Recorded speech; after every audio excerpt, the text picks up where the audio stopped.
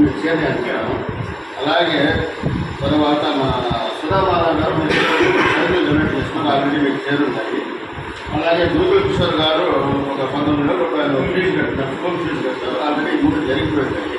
కాకపోతే ఇప్పుడు అనురూపంగా కొంతమంది మన కార్యకర్తలు మనకి ఇచ్చేదానికి ముందుకు వచ్చి ఆర్థిక సహాయం చేశారు.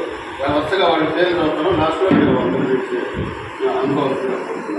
దీంట్లో మనకి ఏమంటున్నా చిట్టమూరు ప్రవీణ్ కుమార్ రెడ్డి గారు ఒక 25,000 రూపాయలు ఆర్థిక సహాయం అందజేశారు. అలాగే దేవులపాటి అజయ్ కుమార్ గారు ఒక 23,000 రూపాయలు అందజేశారు. దాని తర్వాత కాపు మురళీరెడ్డి గారు లాయర్ గారు ఒక 12,000 రూపాయలు ఆర్థిక సహాయం అందజేశారు.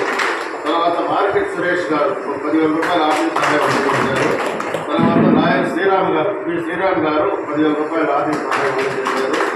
అదేవిధంగా దాసరి పోలయ్య గారు ఒక 5,000 రూపాయలు ఆర్థిక సహాయం అందజేశారు. తర్వాత షేక్ కరీం గారు ఒక 5,000 రూపాయలు ఆర్థిక సహాయం అందజేశారు. తర్వాత పత్తల శ్రీకాంత్ ఆయన రాలేదో కారణాల కోసం పనులు వస్తుంది, ఆయన కూడా ఒక 5,000 రూపాయలు ఆర్థిక సహాయం అందజేశారు. దాని తర్వాత శాంతికళ గారు ఒక 5,000 రూపాయలు ఆయన భర్త 5,000 రూపాయలు ఆర్థిక సహాయం అందజేశారు. తర్వాత మా మనోజ్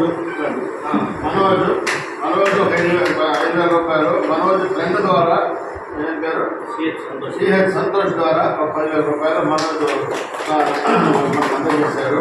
అలాగే యువనం సురేష్ బాబు ఒక 2,000 రూపాయలు అందజేశారు.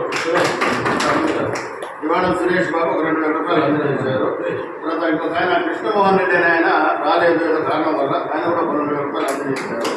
అలాగే వెంకటగిరిలో రాధమ్మ అనే ఆవిడ ఒక 1,000 రూపాయలు అందజేశారు. మొత్తం కలిసి 1,25,000 రూపాయలు వచ్చినాయి. అది వాళ్ళ చేతుల్లో అందజేస్తున్నాం.